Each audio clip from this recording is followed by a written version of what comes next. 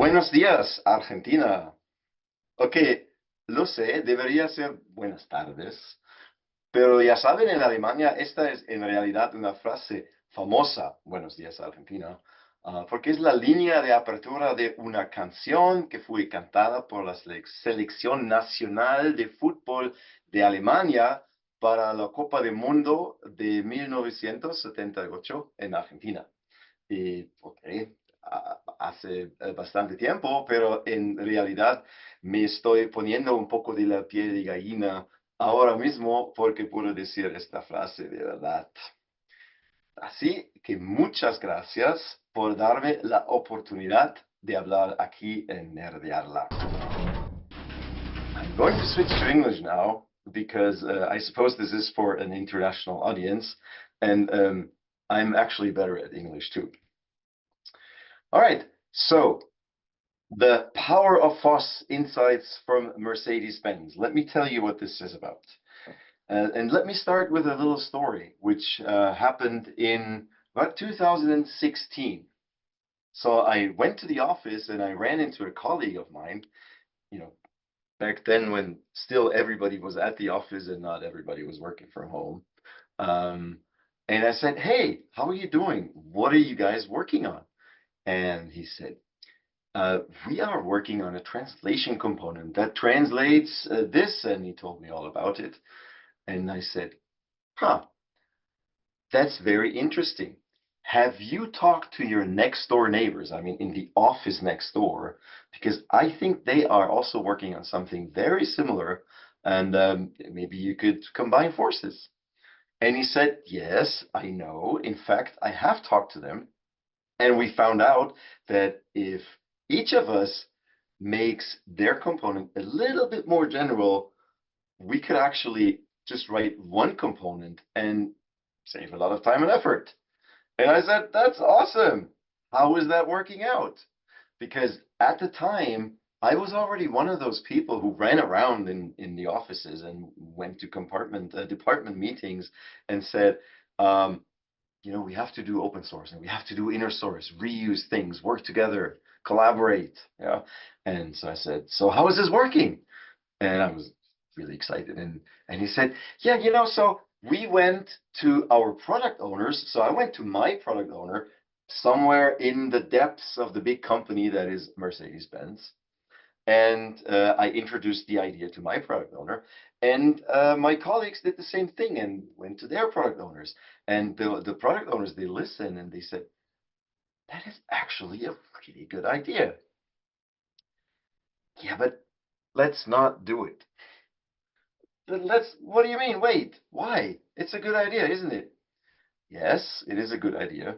So, but in all fairness, it's not because these two product owners didn't see the potential or didn't want to do it, but we didn't really have the prerequisites ready yet at the time. Because what does it even mean to work on something together across departments? We didn't have the prerequisites, one, from a legal point of view, because if you developed software for somebody else in the company, that means they would have the exclusive rights to the code, and they weren't actually allowed to share with somebody way over there.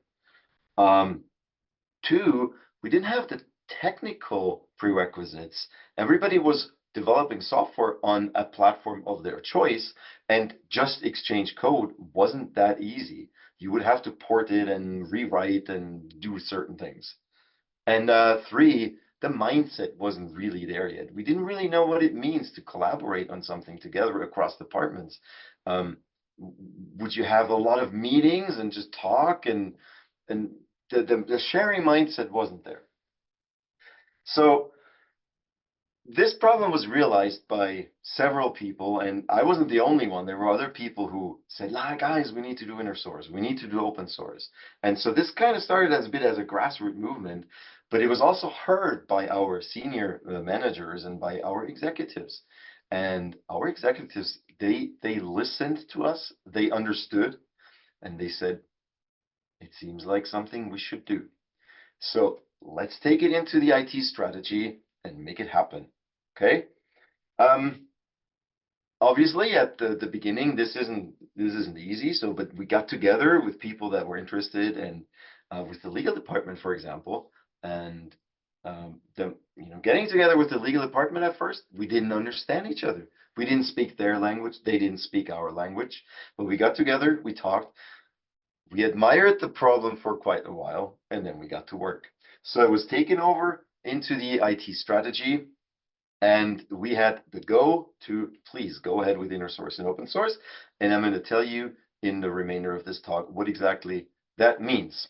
So the first thing, if you're starting out as well, like we did back then, the first thing you need to do is create the internal awareness that this is something that you need to do. And when you have done that, I recommend that you create an OSPO. So what is an OSPO? An open source program office. Here are two quotes that I really like because they kind of capture the whole essence of the topic. So open source, there are still companies that say we don't do open source, but they probably do, as I will let you know in a few slides how why I think that. So open source, I think, is very much at the center of your business, and an open source program office is the realization of that. And the best way to yield the most benefits, because if you don't do it in a concerted fashion with an open source program office, then everybody's doing open source in a certain way, like people here, people there, people in the apartment back there, and they're not talking to each other, and so you're not reaping the benefits of the whole thing. And plus, also, it actually creates risks, right? There are things and rules that you need to follow, and it creates risks if you don't do that. All right. So, what does an open source program office do? So here are some very typical tasks of such a program office. So define the strategy. I mean, we had to go from our executives, do it. It's now part of the strategy. But what does that even mean, right? So define the strategy. Define policy and rules. Establish processes. And then also, as I said, tooling was a problem. Establish tools for automation, for development, for working together, for collaboration. Then important, foster internal knowledge through trainings. Community management is important. Publication, membership in foundations, and the external visibility. For example, give talks at conferences, right? And I'm going to dive into some of these points in a bit more depth in the following.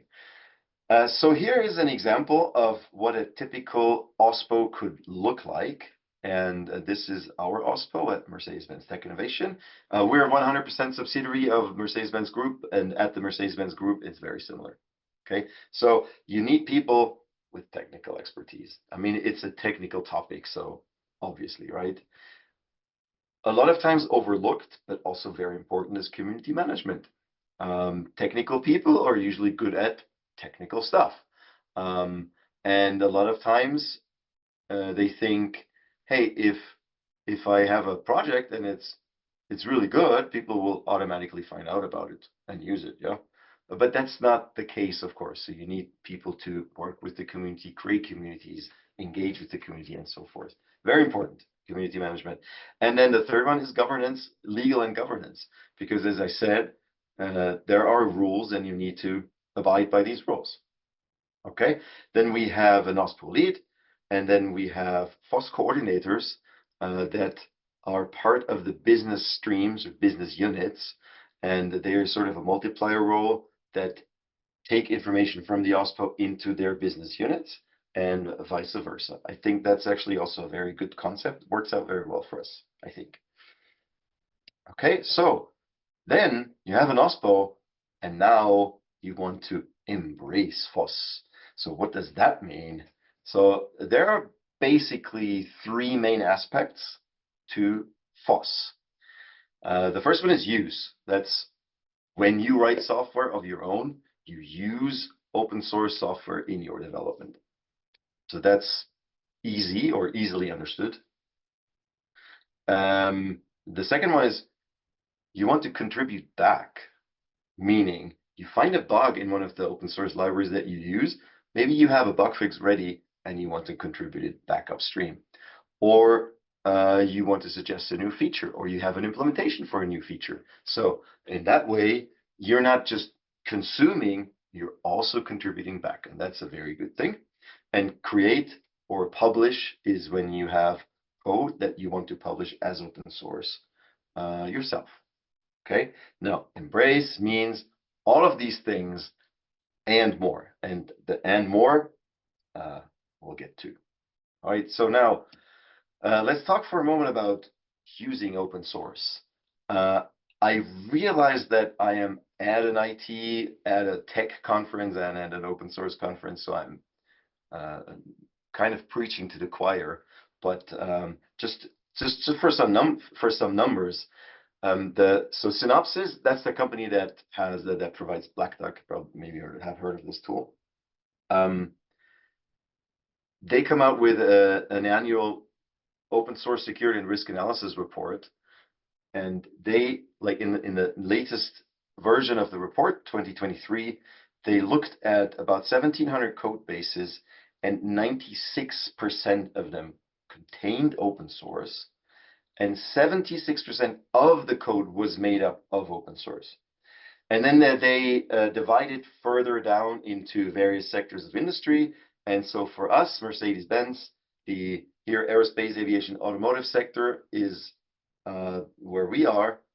And they found that in this sector, 100% of the code bases contain open source, and 73% of the total code was composed of open source. And so the message here is, you just can't develop software anymore these days without open source, or it doesn't make much sense anyway, right? By the way, so they also found that 84% of the code had open source vulnerabilities. This talk is not about that, but it's actually an important figure to keep in mind, and yeah, take care of that. All right, so now using open source, that's easy. Why should you do it? You get a lot of code for free and functionality that you don't have to develop yourself and so forth. But an interesting question is, as a for-profit company, why should you invest time and money, time of your engineers to contribute back? Why does that make sense? One is about giving back and being nice and not just be a freeloader, but there's actually a very good, compelling reason behind that as well. There is a study that was done by Frank Nagel from the Harvard Business School, and very good, thorough study. And he said he found out that companies who actively contribute back benefit twice as much monetarily as compared to companies who only use open source.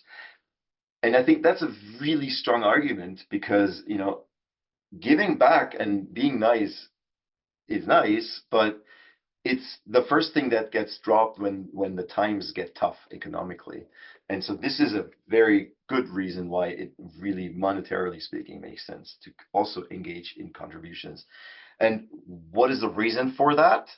Why do they benefit twice as much? Because essentially, when you contribute, you go through a feedback process. You engage with the online community. Some of the brightest minds and best people out there will look at your code and give you feedback and say, this is good, but maybe you should try something, or you could improve by, or it's not so good, maybe you look into this and that. So this is like an internal training program for your engineers, and it makes you better and better, learning by doing. So I think that's amazing. And the good thing is, this is not a one-time effect only. It keeps on giving. It lasts and goes on and on. All right, so contribute back. Now, why should you embrace FOSS? There are many more reasons, and I have a little video for you that we created a few years ago about why, just summarized, why should you embrace FOSS in your team. And I'm going to show this video to you.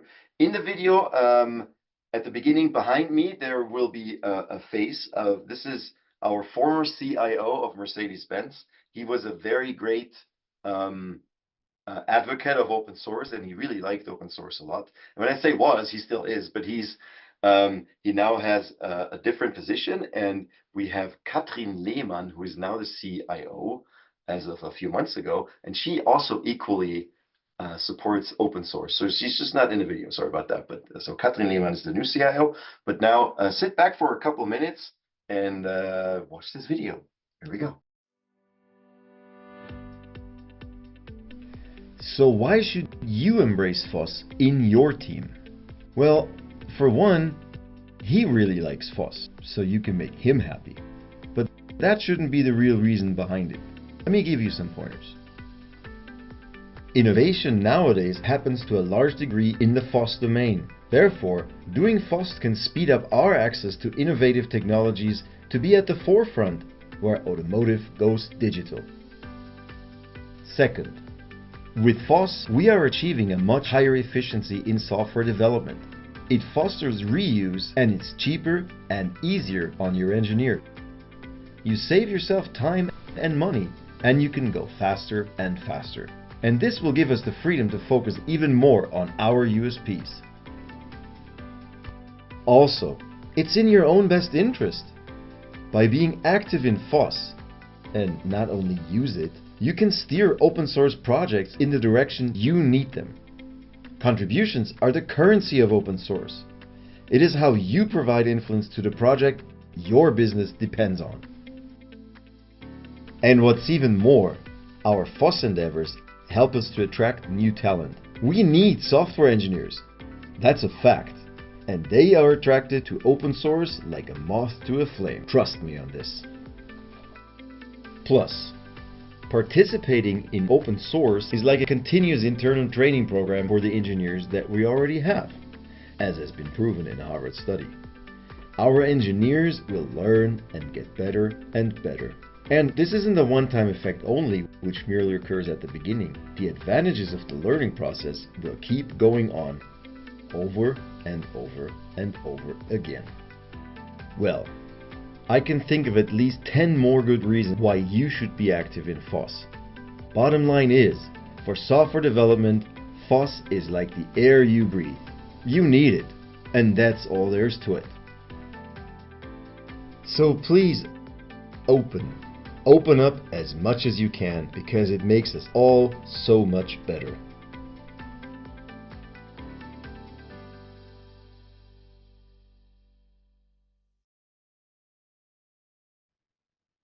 So I hope you liked the video. And in case you weren't able to pay attention, because I've been told that people get distracted a little bit, here are all the points again that I stated in the video. I will not go over them again, but for reference, you can look at it. All right, so now we had the IT strategy with FOSS, but we felt we needed to do something more, something that's a bit more radical and more clearer message than just it's in the strategy. So we wrote the Mercedes-Benz FOSS Manifesto, which is a set of rules and guidelines which proclaim the importance for FOSS for a modern tech organization like ours.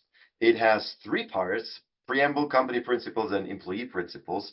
And the goal is to facilitate the cultural change that sometimes is more important and more difficult and takes more time than just writing it in a strategy document, right? And so it doesn't only allow our engineers to participate in open source. You know, before we're like, open source, not so sure. Now we don't only allow it, we actually actively send them on their mission to engage with the open source community. Okay, so here's the preamble. I'm going to go over this real quick because this is sort of, to set the stage, and it's it just says here the Mercedes-Benz Center of Competence for FOSS and the CIO have decided to establish these guiding principles. And so here are the company principles. So they tell, in the first one, they say, we will encourage and support all of our employees to use, contribute, and create FOSS projects, open source as well as inner source. The second one, this is company time, of course. Don't do this on your free time, because way back when some people are like, yeah, I'm going to do this tonight. It's like, no, this is working time, right? There are laws, and this, if you do it for the company, it's also company time. 3, facilitate Learning and advancement. That's obvious. Take a course, a FOSS course, go to a FOSS conference, which are great opportunities to engage with other people. As if you are at Nerdy Arla, you obviously know, right? And please be active in the FOSS communities as well. And then the third page here, the employee principles. So engineers, please, before you write your own code, look if there's something already available in open source that you can use, or inner source. Not like at the very beginning, my story, remember? It's like, no, let's also look in inner source. And only then, if you don't find anything appropriate, then you can think about making or buying your own solution. Please be active in inner source. Please be active in open source in your day-to-day work. And number 4 here is sort of a short mini code of conduct. Remember that how you behave in the open source communities, that will be reflected back on the company as a whole. So be nice. Okay? So this is the FOSS Manifesto. If you are interested, you can find it here on our landing page, opensource.mercedesbenz.com, and in the upper right corner, you will find the manifesto. We have put it under a very, very unrestricted license, Creative Commons 0. And so you're free to take it and adapt it for your own purposes. Do with it whatever you want, and you don't have to attribute us. And in the meantime, several big notable tech companies have done exactly that. So 2 years ago, almost, it was the Continental Automotive Company that came out with their FOSS Manifesto. Then Siemens followed suit, German tech giant. Porsche, you probably know Porsche. Everybody knows Porsche, right? Then ETAS is a Bosch company. Bosch also the big company. Then Deutsche Bahn is the German railroad company. They have published their open source manifesto. And more recently, CARIAD, which is a part of Volkswagen. And then SAP. They have also just published their open source manifesto a couple of months ago. So this is really cool. It really opens my heart when I see other companies adopting the open source manifesto. And the most important thing here is publicly stating, yes, we believe in open source. And that's why this is such a cool thing. Okay. Number 4 here of the crucial steps is train your employees. As I said a couple times already, there are risks associated with it. Plus, you want to make sure that your employees know what they're doing, why they're doing this. So we have created a set of 5 trainings. We call them the FOSS and Inner Source Driver's License. And so awareness gives you general overview and mindset. What is FOSS for everybody? And then when you're actively involved in software development, you have to take the use training. If you want to contribute back, please check out what the rules are here and create for publishing open source. And then when you're doing intergroup collaboration, then you do the inner source training. I like them. They're done quite nicely, and we have received an e-learning award for these trainings, so they're not too bad. It takes time to develop these trainings. It also takes time for employees to do the trainings. Sometimes you might hear a person who's responsible for finances, doing their job, obviously, making sure that money is well spent. And they might say, yeah, but what if we send our engineers to trainings or to conferences, and then that's an investment, and then they leave the company? That's a valid argument, but the obvious answer, I think, is what if you don't train your employees and they stay, right? So you want your employees to know all these things, okay? 5th crucial step, in my opinion, is foundations and sponsorships. So we are members of a number of open source foundations, and they're doing a tremendously good job in open source. And so we're, for example, strategic members of the Eclipse Foundation. We are members of the Software-Defined Vehicle Working Group within the Eclipse Foundation, where we collaborate with lots of other companies in the software-defined vehicle domain, obviously. We're also members of the Linux Foundation, Cloud Native Computing Foundation, and more recently, Green Software Foundation, and a few others. So the foundations are a great place to engage with the community. One thing that I like a lot as well is that we financially sponsor open source projects through GitHub sponsors. There are other ways of doing sponsorships. We have for now chosen GitHub sponsors. And so we select projects that we really like a lot, that we use a lot, that our engineers like a lot and recommend it. And then we just give them money as a way of saying thank you. So it's an appreciation and it's giving back, but also it helps to ensure that these projects that we like and we need are still around tomorrow. So it can make the whole open source ecosystem more sustainable. So if more and more companies are doing this, it will, I think it will really have a potential to make something, have a really good impact. All right. And so lastly here, have fun. It doesn't hurt to have a little bit of fun, right? So here's some fun activities that we did. Top left is our first Mercedes-Benz FOSS convention that we held at the football stadium in Stuttgart. And that was really cool. Top right, we won an end user award at the CNCF Foundation. So this was at KubeCon. Top left, our second FOSS convention with 200 participants. In the middle, that's me as a pirate. This was during the pandemic, and I just got sick of only online conferences. I mean, I realized that I'm giving an online talk, but only online, yeah. So I dressed up as a pirate and gave a talk as a pirate. Not allowed to do that anymore, I think, but it was a lot of fun. And the bottom right is we did a video together with GitHub, and if you Google on YouTube, maybe go on YouTube and put in Mercedes and GitHub, you'll find this video. It's about 5 minutes, and I think it's actually quite nice. I like it. So that's it. Here are all the crucial steps that I presented to you. And oh yeah, we're hiring at Mercedes-Benz Tech Innovation only in Germany, sorry. But the Mercedes-Benz group, of course, hires worldwide. Also, we have people in Argentina, of course. And I know that some of our Argentinian Mercedes colleagues are at the Nerdy Arla. So if you see them, you can approach them and say, hey, what's up at Mercedes? So yeah, that's it, guys. Thank you for listening to my online talk. I'm very sorry I couldn't be there in person.